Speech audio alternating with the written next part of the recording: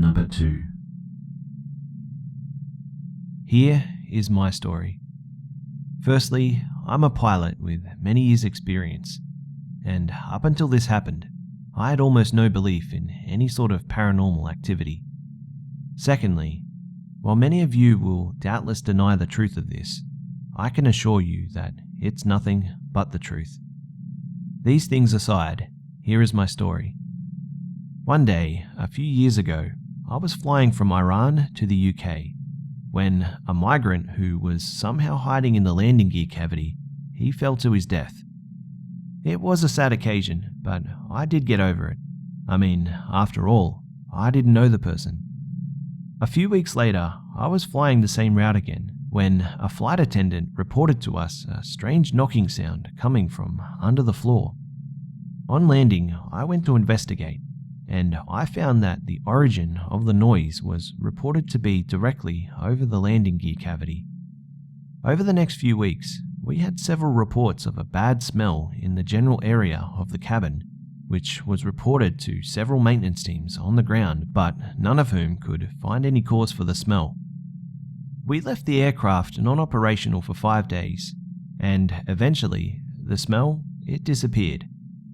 Afterwards, we went back to flying as normal with no other incidents.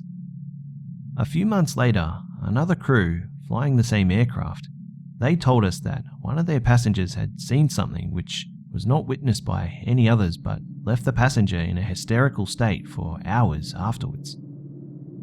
The seat the passenger was sitting in happened to be above the landing gear. This was when things started to get unusual.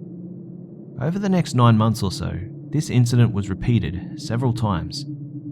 On only one occasion would the effect be able to explain what they saw, and their description would terrify all of us. A man of Asian origin who was very tall and was wearing ragged clothes, staring, looking at them, not moving, not making any noise, just staring. But the worst part of it all, he had no face. Not even cavities where his face should be, just blank, like a mannequin. At this point, I decided I'd had enough. I resigned from my post and I found a new job with another airline. The passenger's recollection was so chilling that I found myself having nightmares for a month afterwards about this mystery figure. Since leaving, I was told that upon one more sighting of the figure, the aircraft, it was exorcised, and no more paranormal activity took place. This is my story, and as I said at the start, this is nothing but the pure, unembellished truth, merely with some of the finer details cut out, both for identity protection purposes and to save the sanity of anyone who hears this. Number 1. This story took place about 2.5 years ago in California when I was 17. This still remains as one of the scariest things that's ever happened to me, especially considering that it happened in an otherwise safe and normal town. It was about 8:45 p.m. and I had just finished my class for the day, which was released early. Since my friend's class didn't finish until about 9 o'clock, I decided that I would wait for him. The building in which his class was located happened to be right across from the school's cafeteria, which happened to have a decent-sized esplanade separating two buildings. The esplanade had some benches and tables, so I decided that I would sit there and wait for my friend's class to finish. As I was waiting there, I can't remember exactly what I was doing, but a skinny, young male, probably about 21 or 22, with medium-length black hair, came from what seemed like nowhere and sat down across from me at the same bench. Straight away, I thought this was a little awkward because none of the other benches were taken, but I thought that maybe he wanted to ask me a question or something, or was just looking to pass the time. "Hey," he said in a voice that seemed appropriate for someone his age. I was still a little bit confused, but wanted to be polite. Hi," I said back. "What's your name, man?" Now, at this moment, I didn't really think much of him, and I didn't think any harm would come of giving him my real first name. I'm James." Cool, I'm Steve. Do you go here? Yeah, I do. Do you? I tried to strike up a conversation with him to ease the tension, but something about him just made me feel uneasy. My uneasiness was heightened after what he said next. Nah, man, I don't. Actually, me and my friend are running from the cops right now. I hopped over the fence and ran here. He said it so casually, like it was no big deal. At this point, I was starting to feel a little bit frightened, but thinking that he might just be joking or something, I said, Oh, what did you do? He gave a sort of chuckle before saying, It doesn't matter. At this point, I had no idea if he was lying and just playing some kind of prank on me, or if he was serious. He certainly looked serious. But it was what he did next that really frightened me. Out of nowhere, he pulled out a switchblade from his pocket. You can look up any random picture on the internet to see what it looks like. What do you study?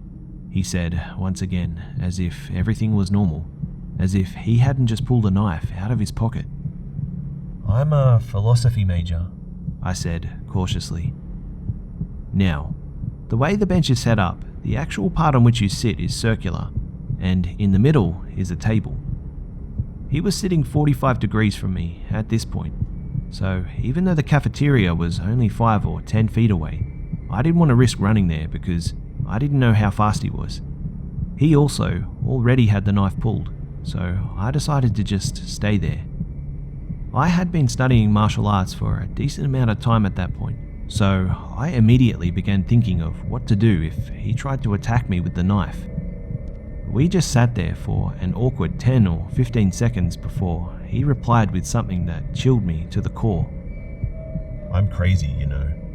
What does your philosophy think about that? I was officially beyond scared. I had no idea what was going to happen at this point. But trying to be calm, I decided to reply in what I'm sure was a staggered voice. Well, I mean, aren't we all a little crazy in our own way? That was the first thing that came to mind, and I hoped it would diffuse the situation. He just stared at me for 10 seconds, literally just looking at me, his hand still clutching the knife. Finally, he said, Ha! I guess you're right. I just sat there when he said, Am I scaring you? I gave a fake chuckle, and then I said no.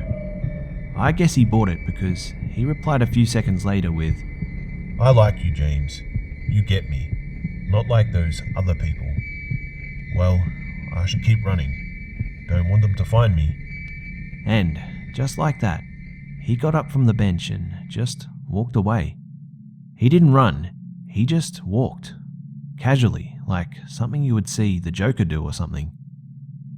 I waited until he was out of my sight, and then I quickly got up and walked into the cafeteria where I waited for my friend. It felt like a really long time that I was sitting there, but the whole thing, it must have only lasted 10 or 15 minutes because it was only 9 o'clock or so when I got into the cafeteria. I still have no idea who he was or if he or his friend were ever caught. I never saw him again, and I have no idea what he's doing now. I'm just glad that he left without ever doing anything. But the scariest thing is that even while he was sitting there, and even when he walked away, he never did actually put the knife away.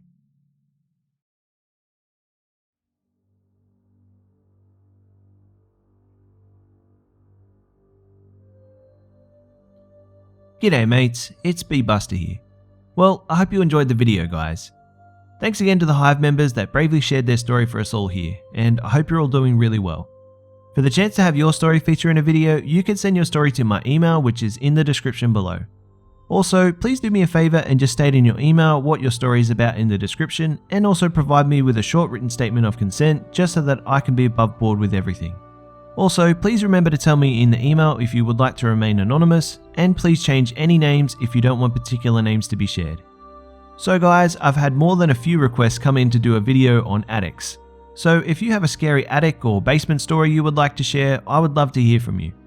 As always guys, it would be awesome if you could like, share, comment and subscribe if you're new.